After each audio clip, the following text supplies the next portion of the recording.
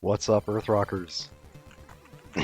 I'm back again, clearing my throat to talk about Akumajou Densetsu, talking about Castlevania 3 for the last time, probably.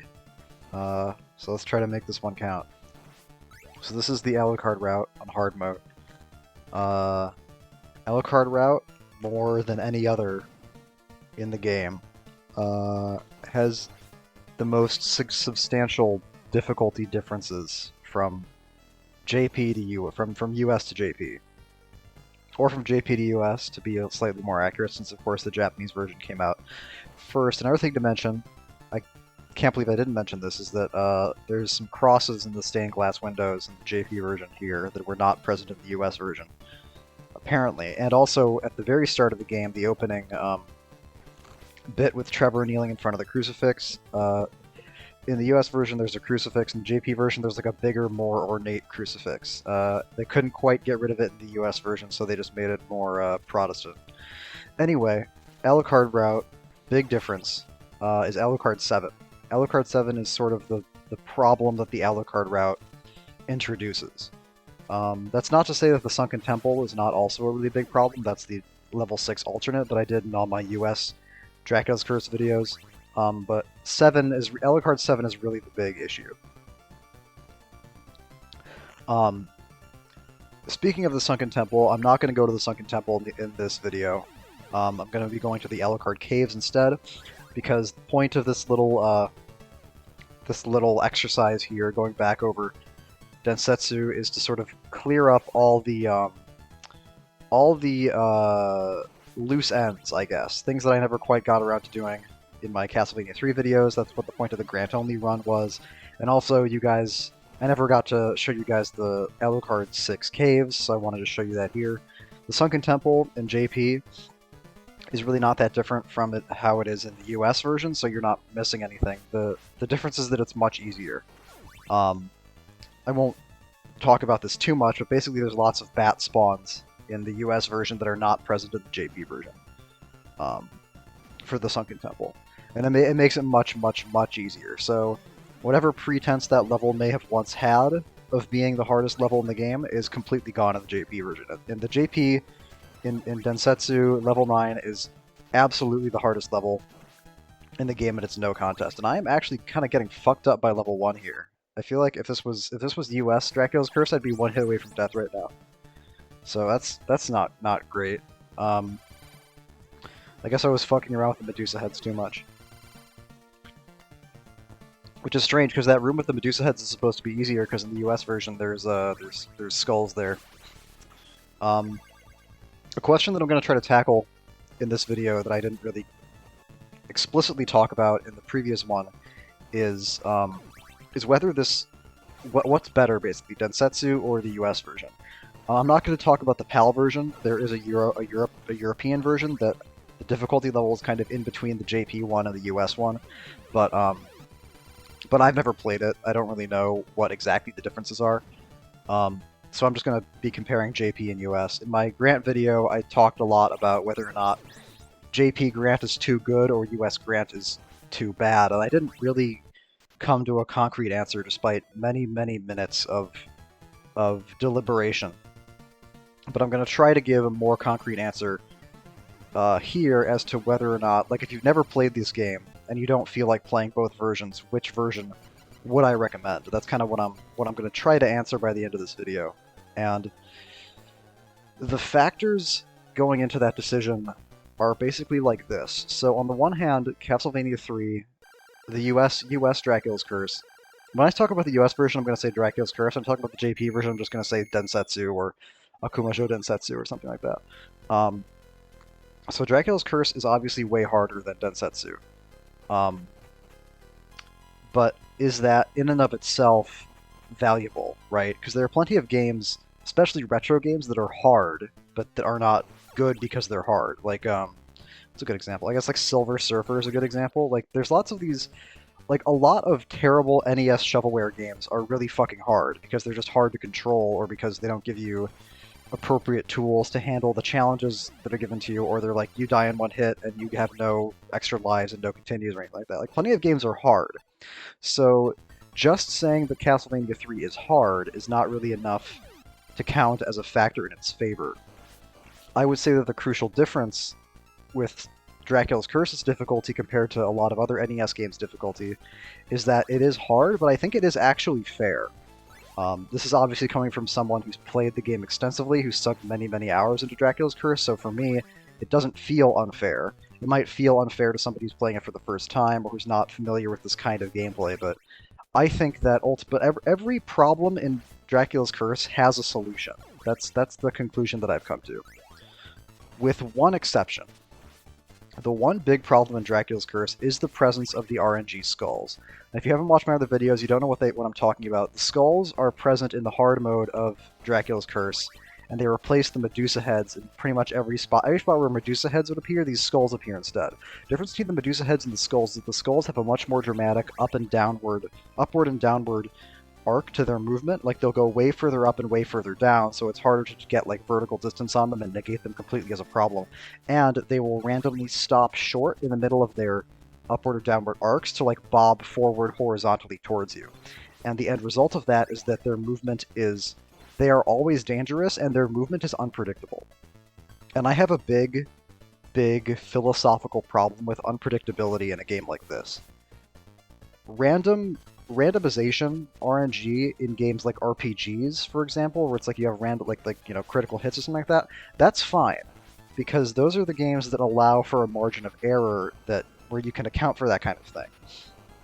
Where, if you get randomly criticaled in an RPG, I'm just speaking generally here, it probably is not going to be the end of the world. I mean, it might be, depending on the situation, it can fuck you over, but the point is that there's other things going into combat besides that. Randomness in a game like this, where the margin for error is very thin, and where the point of the game is to learn the rooms and to sort of solve them as they come towards you. I gotta stop real quick to talk about this. The frogs are less evil looking in the JP version. I think in the US version they're like, let's make them look more like demonic so that they don't just look like frogs, but I guess in Japan they're like, well, frogs are evil enough, so let's just make red frogs. Maybe them being red is enough of and gigantic is enough of an indicator that they're demonic. For the US version, they wanted to give them like horns too. Frogs jumping out of the mud. That's Alucard 4. Anyway, so I have a big philosophical problem with the presence of the RNG skulls. On the one hand, they do make hard mode really different in a way that no other Castlevania game's hard mode that I've encountered so far achieves, but at the same time, I mean, horse shit is horse shit. RNG is RNG. If you die because a skull randomly bobbed towards you, that's really not the kind of gameplay that I appreciate. So right off the bat, the US version has a big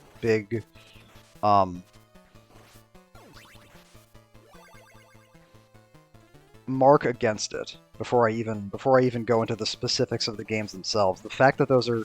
well, that is a specific of the game itself. Before I go any further, that's the first problem that I can imagine that the US version has, but the JP version does not. And also, I swear to God, these bats are spawning more aggressively in the JP version than they were in the US version. I feel like there's just constantly 2 bats on the screen in that little stretch, which is actually okay, because I remember thinking that Alucard 4 was too easy when I played it before.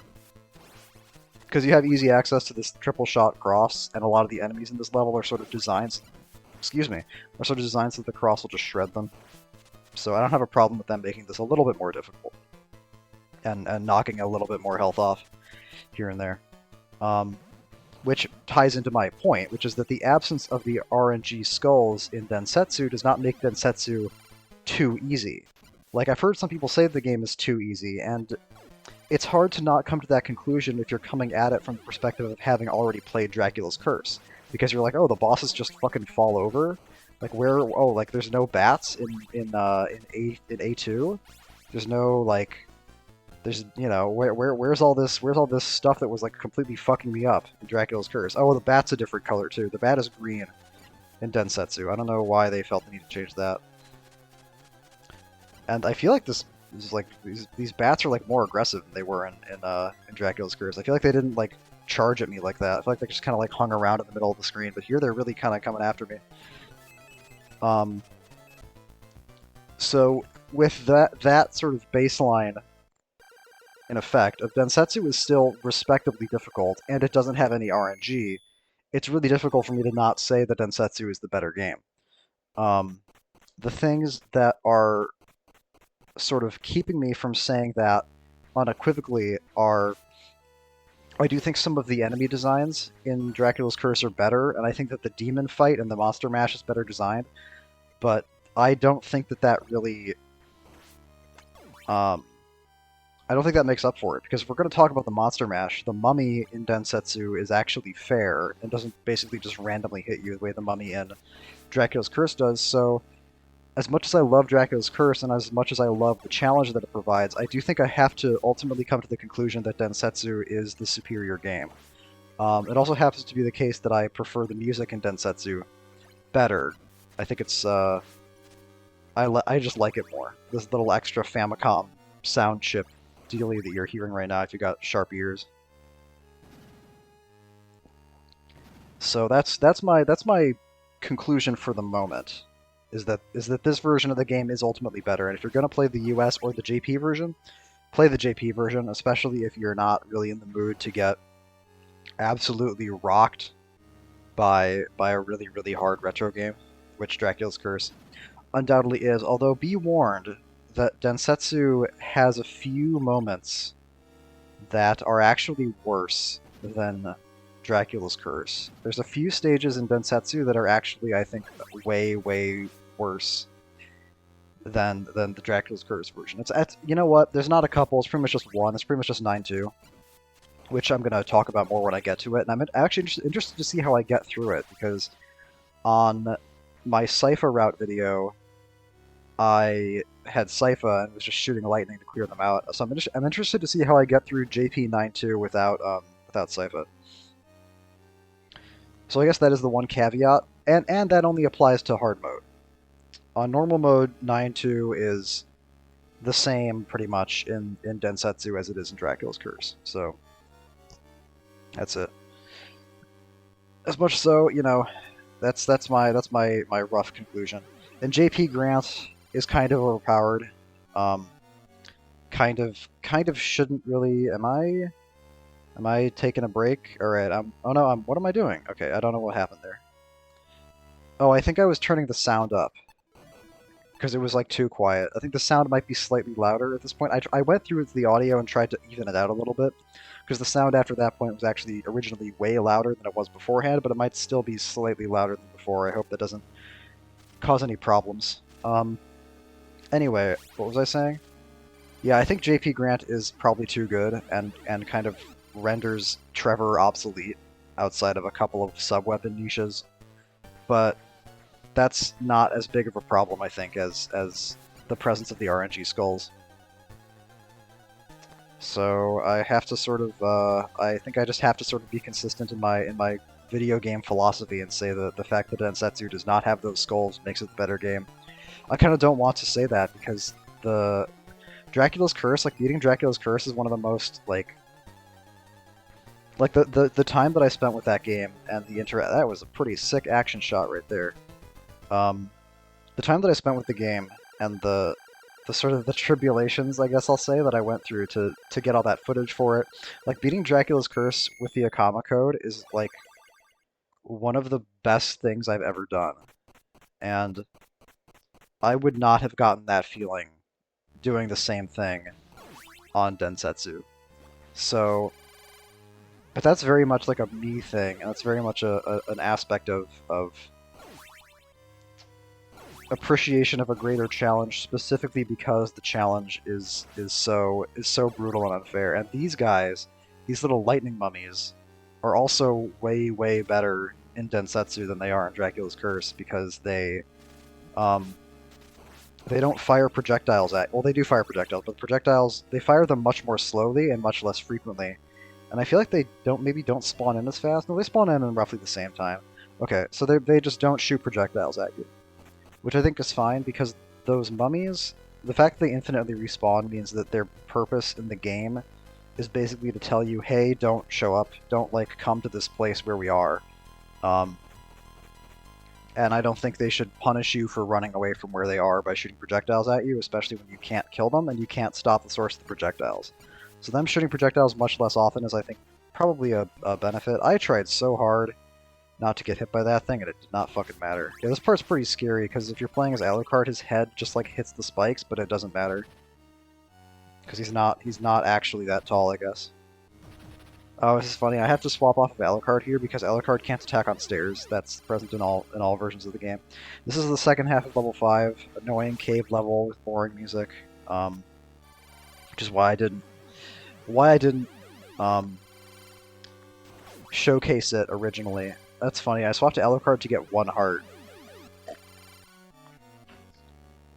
Because there's normally a dagger in that torch. But I want basically all the hearts that I can get, because the second half of level 5...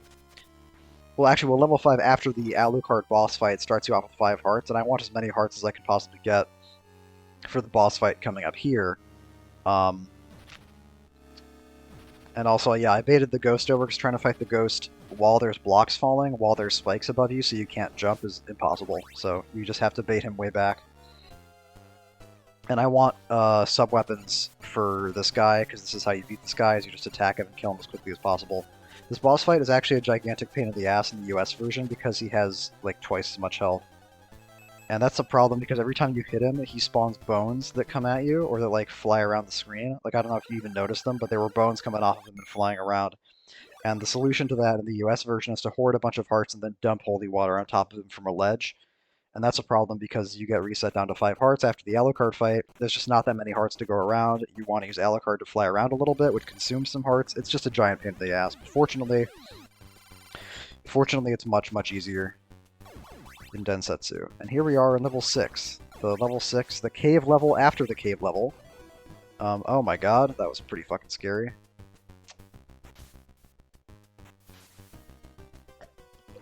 Sort of green turquoise cave level as opposed to the sandstone cave level before. This is not really well, actually I guess it's fine. Surprised he died that fast. Usually Alucard's fireballs don't kill anything that fast. Yeah, I stopwatch here because there's pretty much no way to jump down off that ledge without one of those little green blobby things fucking hitting you. Also notice that I'm still taking 3 damage from things. This is Alucard hard mode, and I'm still taking 3 damage from things. That's... man... whatever.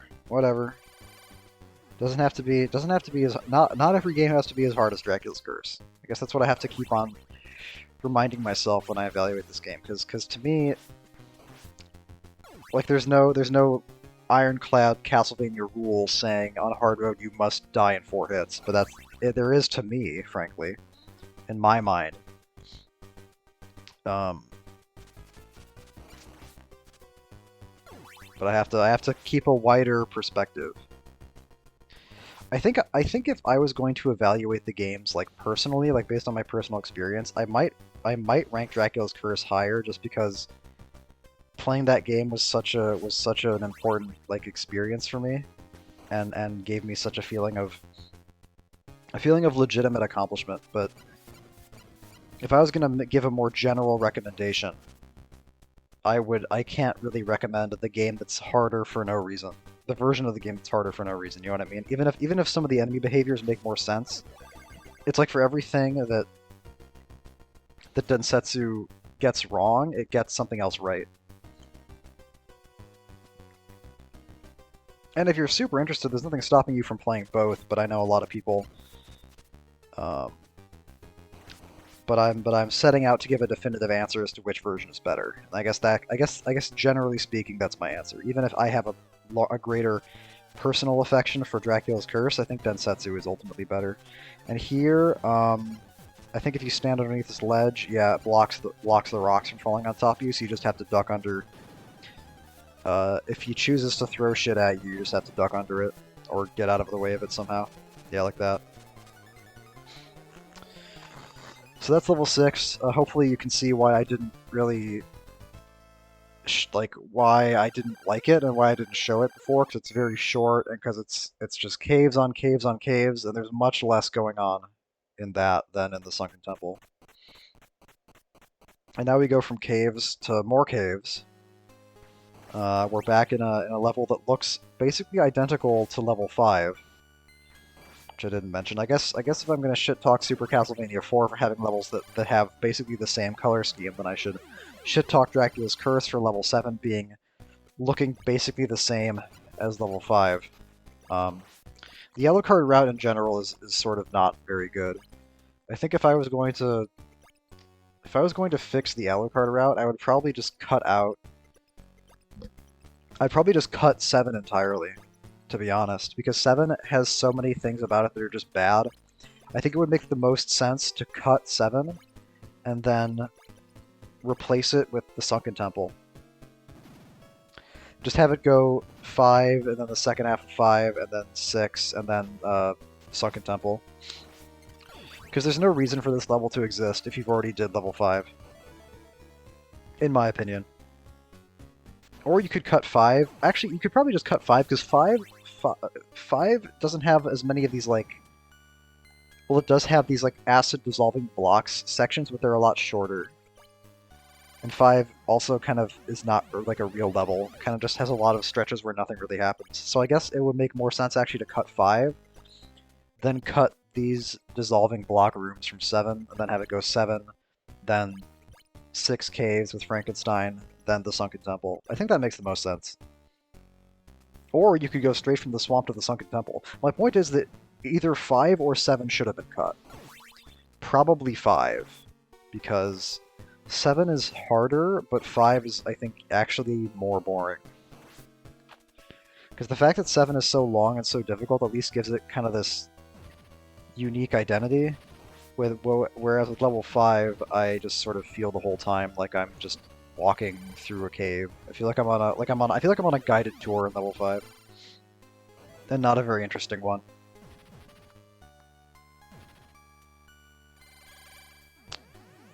So that's my feedback for this game that came out before I was born. Hopefully if anyone's listening to this, and if they ever make another Castlevania game, they'll know not to put 2 boring-ass cave levels in the same route. Or in the same game. Or just don't put any of them in at all. You know? Cave levels are like sewer levels. Isn't that like a trope, like sewer levels in games are bad? Cave levels in Castlevania games tend to be pretty bad. I don't really know why. I think maybe it's because like they feel like what's in a cave, like bats. Maybe there's too many bats. Maybe it's just coincidence. I don't know. I do not know. Do I still have the cross? If I still have the cross, I should maybe try. No, because I wanna hold on to my hearts. So, yeah. Normally at this point, I would have the holy water, which I don't think I have, which is why I would kill this guy with Alucard instead of Trevor. Because Trevor with the cross is usually good at killing this bat, but here I'm still killing with Alucard, but I'm doing it for a different reason. I'm doing it to preserve hearts, even though I do still have the cross. And the sub-weapon in this level is not as important as it is in Dracula's Curse, because the Monster Mash is nerfed, meaning that you can actually like do it. You can actually like beat the boss at the end of the level. Imagine that. Because the mummies are nerfed, but the demon is buffed. But the demon was never really the problem. That fucking shit, dude. The fucking spider. God damn it. Hey, at least it only did 3 damage, right? That's crazy. I'm still only taking 3 damage. Is this like an Alucard thing? Like, does Alucard take less damage than Trevor in Densetsu? I don't know. I don't think so. I feel like he just takes the same amount. I think this is just a Densetsu nerf. Yeah, and here we are. We're coming up on 7-6.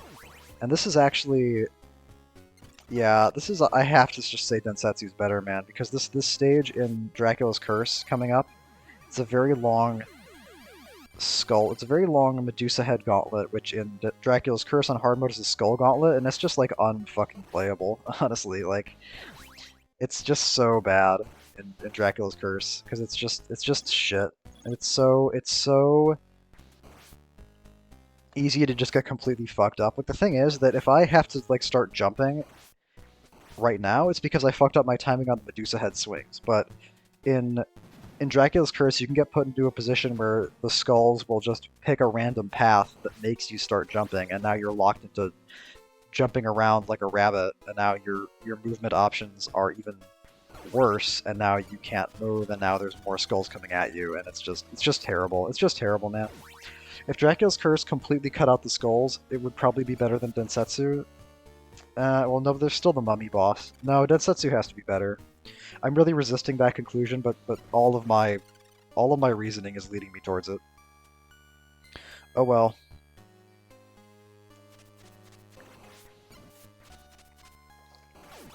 They probably could have afforded to have the regular Spear Knights here. What am I doing? Am I gonna stopwatch while there's a skeleton at the top of the stairs? Don't do that. Oh shit! That's the... That's amazing. Oh, if I'd gotten out of that, that would have been so good. That was crazy. I stopwatched between like 3 different things, and I almost got out, but not quite. Man, I'd be 1 hit away from death right now if I was playing on Dracula's Curse. Hey, and honestly, if they're gonna make the gargoyle spawns this fucking aggressive, then I think that maybe it's okay to be only taking 3 damage per hit. Like, do you see this shit? Do you see how there's always a gargoyle on the screen? Am I gonna stopwatch again? I'm thinking about it. Yep. That's how badly I want to get out of the shit. Do I get out of here? No, he hits me 1 last fucking time. That's ridiculous, actually. Ugh. Yeah. I can't say Densetsu is too easy if shit like that's happening to me. God damn, dude. Still. That's partially a... That is partially a slight control difference. I don't know if it's like, if this was actually how it was in the original hardware, or if it's like a ROM thing, but I think Dracula's Curse was better at figuring out that if you were trying to duck mid-swing or not. Like, in Dracula's Curse, you could start swinging and it would do a little wind-up, and then you could duck, and you would finish your swing ducking. But in Densetsu, it can't figure that out. If you start a swing, you're gonna finish the swing before it lets you duck ever. How do I fight this Cyclops? Because the terrain here is not like really great. Oh, I'm fighting it. You know what this is? You know what you're seeing right there? I'm fighting it the way it's like supposed to be fought, where you're supposed to bait its little hammer attack, then dodge out of the way and hit it like an actual boss fight, instead of a marathon or the pacer test or whatever the fuck I've called it before. So this is also an improvement. It is a little like ridiculous how easily you can direct and influence the Cyclops' movement, but it's more like an actual boss fight. This is actually pretty fucking scary, this shit right here. I wish I understood this boss better, because as it is now, it does feel a little bit like, yeah, like I feel like that 3rd jump was further than the first 2. And is that a consistent pattern? Does it always do 2 short jumps and then a long jump? Let's find out. Oh, well, I guess we don't get to find out. God damn it. Well, I was this close to solving the riddle of the demon boss, but alas, it was all for naught. At least I got an action shot. And that was a 0 damage monster mash. That you will never see that again on Trevor. You will never see that period on Trevor if you're playing Dracula's Curse, unless you nuke the mummies with holy water or something. Topless statues, just like promised. Wow, this is so graphic. No wonder they had to censor this in the US version. Kids would have been fucking traumatized by those 2 slightly rounded blocks of fucking marble. What is wrong with people, dude? Americans, am I right? Look at that green and blue window. See, that's how boring level 8 is. I'm talking about the window. The blue window. The green window overlooking perhaps a deep blue sky outside. Usually the sky is fucking dark and gloomy when Dracula's castle's around. So level 8, am I taking... No, I'm still taking 3 damage per hit. Okay, I guess it must be level 9 when I start taking 4 damage per hit. Excuse me, because this is not normal. And I know this is hard and not normal because I started off with points and like with lives, because I didn't input a passcode to get here. I just started the recording from the end of an Alucard normal route run, so it's not It's not help me code or anything like that. And here, yeah, okay, good. There are times before when I've done this level and I just like forget that I have Alucard and I try to fuck with the stairs. That stopwatch, okay. The stopwatch only lasts for 3 seconds? Is that no, that's how long it's supposed to last. Okay, that seemed short for some reason. Maybe it was counting, I don't know. That stopwatch seemed short. But I guess it's all fine. Guess it all is what it is. Yeah, level 8 is the same in Densetsu, except you're taking 3 damage still, which actually makes the Grim Reaper fight slightly more fair. Not that it matters, because the Grim Reaper fight is just a cheese fight in the first place. Oh yeah, I should mention that. The holy water in this game is the same holy water from Simon's Quest. And I think... Fuck, I forgot what the holy water in Castlevania 1 looks like somehow. Does it look like that? I don't know. Point is that the Densetsu holy water does not look the same as the Dracula's Curse holy water. Which, I guess I'll let you decide if that's a big deal or not. Doesn't make much of a difference to me, although it does remind me of Simon's Quest.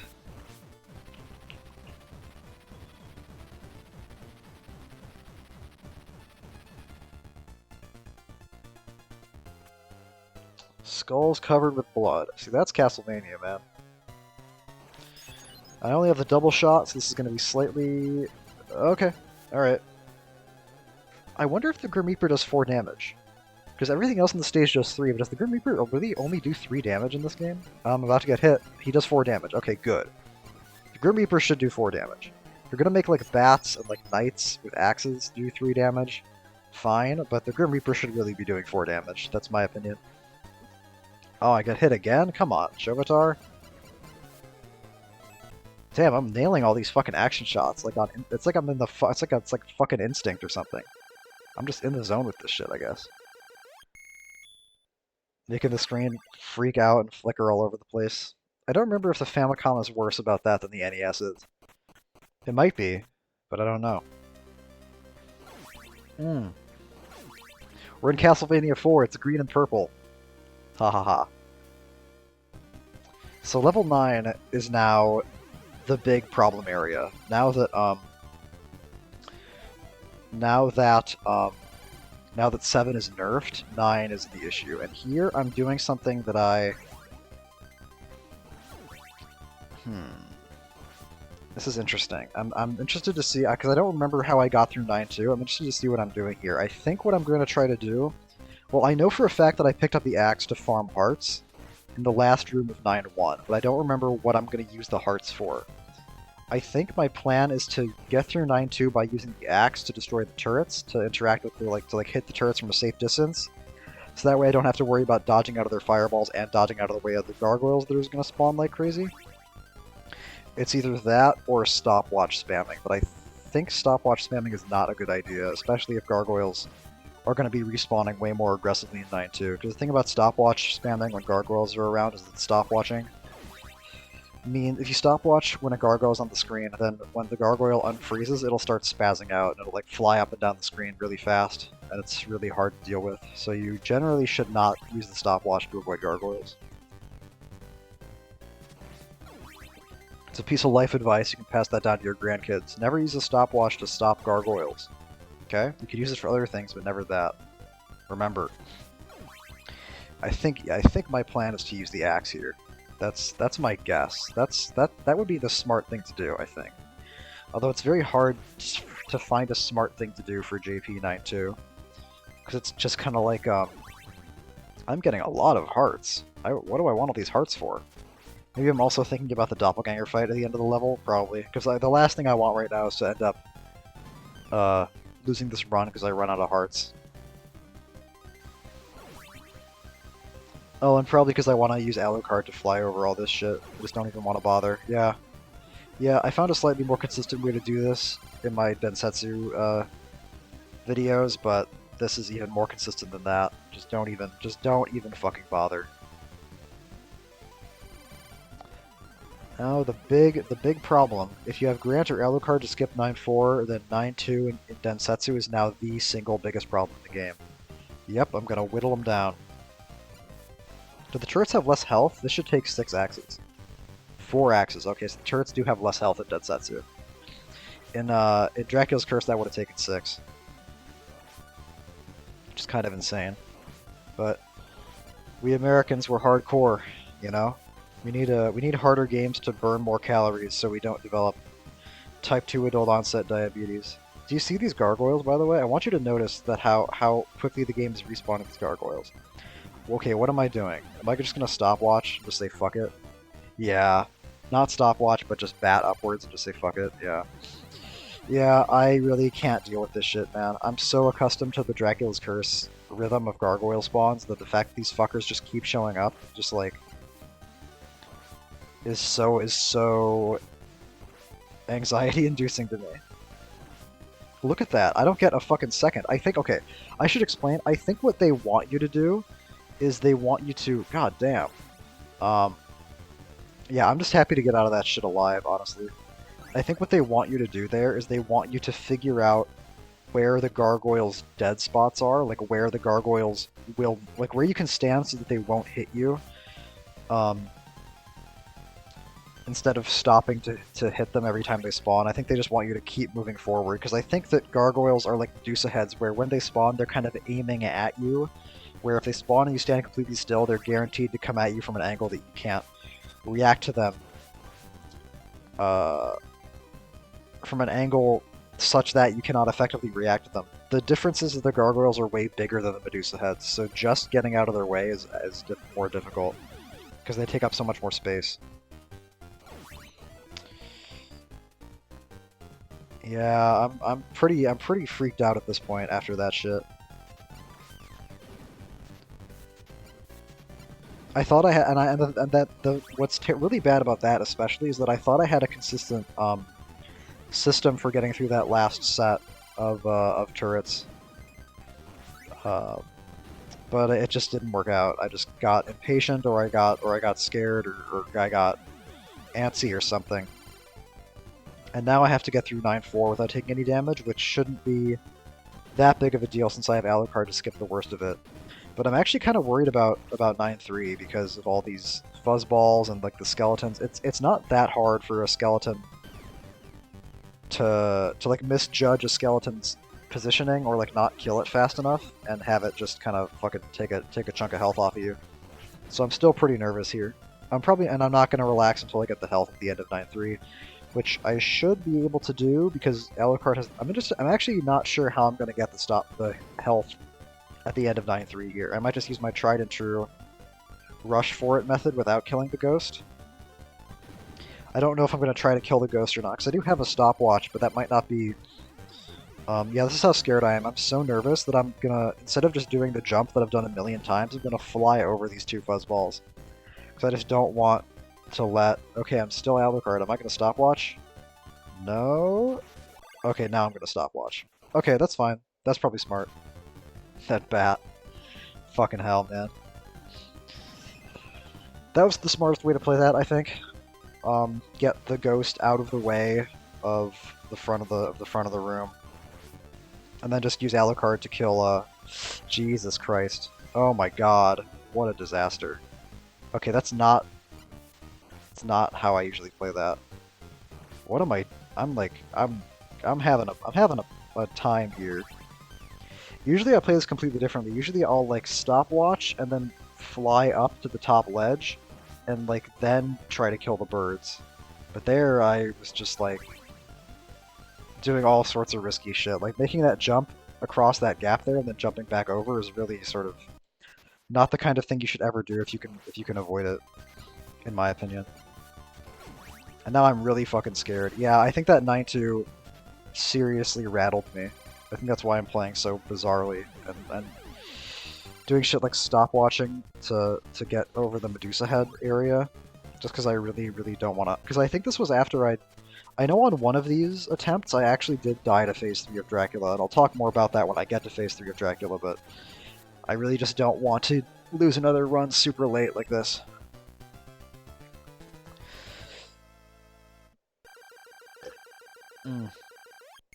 So pretty sloppy level 9. I was obviously out of practice, and I was rattled by 9-2, but I make it I survived. And now it's level A, where you inexplicably start with 0 hearts. Fortunately, I have Alucard to kill the birds. It's important. Starting off with 0 hearts is actually a big deal because of how important stopwatch usages can be in the later parts of A1. Like there's a turret at the bottom of the staircase that you pretty much really you want either Siphon with lightning or you want a stopwatch to kill it safely. And you also having a stopwatch is also nice for this room here. It's like a get out of jail free card if you end up in a shitty position. Fortunately, that's not as big of a deal since it's Medusa heads and not skulls. You can actually predict their movement and react to them appropriately, but there still are sections here where you're forced onto really small platforms that severely limit your ability to react to their presence.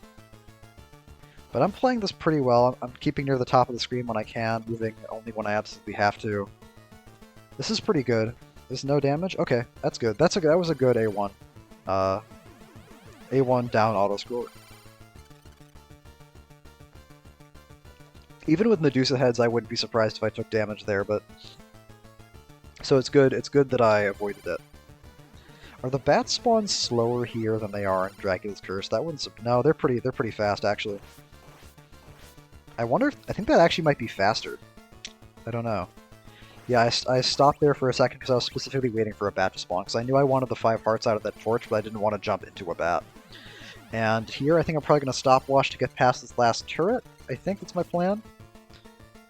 Yep. Okay, alright. I'm still taking 3 damage. Alright, this is wimpy as shit, man. If I'm in the last fucking level of this game, just do 4 damage to me already. Like, come the fuck on. Whatever. Maybe I'm only saying that because I'm so used to Dracula's Curse. I don't know. And what's my plan here? Okay, I think I still have the axe, so I'm probably going to use the axe to kill the bone thrower up above, which is always what I want to do. The fact that Alucard can only use 1 sub-weapon is not good, but the fact that it's the stopwatch is really important, because the stopwatch is basically always useful. And it turns Alucard into an interesting kind of character where he makes hearts more valuable, because you need hearts to fuel his bat shenanigans, and you need hearts for the stopwatch. It's very thematically fitting. He's a vampire and he's hungry for hearts. He's hungry for blood. I appreciate it. No bats, by the way. I know I said that in my Cypher Route video, but I'm going to say it again. No bats in the last bit of platforming, even on hard mode. And the Dracula fight in Densetsu, I mentioned that Phase 1 is harder. I think Phase 1 in Dracula Densetsu is actually not well designed. I think it's kind of bullshit. So, I guess that is one asterisk I would put up, is that Densetsu does not have the RNG skulls, but it does have this really, like, shittily designed Phase 1 of Dracula, where you basically get fucked. Like, look at this. Are you seeing this? I guess maybe one of the reasons, I mean, it's probably still doable without taking damage, but the reason why I'm having so much trouble with this is just because I'm not accustomed to this, yeah, see there, I should have gone to the left of him while he was teleporting around. Going back to the right just ensured that I got cornered. There's probably a way to do this without, like, with the same level of consistency as the Dracula's Curse version that I'm used to, but it's just a different set of reactions. Like in Dracula's Curse, he's so slow with his spellcasting, you can kill Dracula Phase 1 in like 3 phases just with the whip. And if you do some fancy shit with the axe, you can kill him even faster than that, but the thing that I was accustomed to was like this 3 fire cast Phase 1 Dracula that always put this organ monster over the left side of the screen. I guess I never really... Maybe if I put the same effort into learning JP Dracula as I did into learning US Dracula, it wouldn't be as bad. So maybe I shouldn't be saying that it's shitty. Because I'm pretty sure you can just walk past him when he's teleporting like that. I think you can just walk right through him, and if that's the case, then it's actually not that different from Castlevania 1 Dracula, where the trick is to like go back and forth so that he doesn't teleport into you. And here I swap to Alucard because I know that the two platforms in front of the throne are about to disappear, and when those are gone, you can't hit him with the axe on Trevor anymore. This answers a question that I had from Dracula's Curse, which is, can Alucard damage Dracula? The answer is yes. And this version of Dracula is, I don't know. I don't know if I'm taking more hits, because I'm going to take a bunch of hits here. Yeah, this is just impatience, I think. I think I just wanted him to die, and I wasn't like playing around his lightning projectiles properly. So that version of Phase 3 is probably still easier than Dracula's Curse. If only because you only take 3. I mean, you only take 3 damage at least, so that's important. Yeah, the way that I died there in a previous attempt was that I decided that I was going to try to play the fight as intended, like stepping on the platforms, but I was going to do it as Alucard. And my thought process was it would be safe to do that as Alucard, because if you get knocked off, then you could just turn into a bat and survive. But I accidentally walked off the platform when I wasn't expecting to, and I fell in a hole and died. First time I've died on Dracula Phase 3 in a long time, and it was not a pleasant experience. But I learned my lesson. I wonder if this says I'm trying to read this and see if I can. I'm still clinging. I'm still interested in my No. No, okay. I would like to know what this actually says, because this looks longer than the US version of the same ending. Because I'm still clinging to my conspiracy theory that Alucard in this game is secretly Dracula in Castlevania 1, and I'm curious to know if it explicitly describes Alucard as the son of Dracula in that ending text crawl. I'm sure it probably does. I think it's just so weird how Dracula turns into a big bird monster in this game, and then never does it again. So far, at least. I mean, I've played a lot of fucking Castlevania games since Dracula's Curse, and none of them have done that yet. A lot of games don't even have 2 phases, don't even have 3 phases for Dracula. Which, I mean, it's not set in stone anywhere that you have to have 3 phases for Dracula, but... Anyway, that's Dracula's Curse, that's Akumajou Densetsu. Better by a hair, I would say. Better than Dracula's Curse by a slim margin, and it's also a matter of personal taste. Where I think the music is better. If you think the Dracula's Curse music is better, then that's a different kill man, Ralph Belmont. That's me. That might affect your opinion one way or the other. Anyway, I hope you guys enjoyed. I'm going to be posting some more stuff coming up soon. Exciting stuff, more NES stuff. Keep your eyes peeled for that. Hope you guys are doing okay, and do it to 'em like that.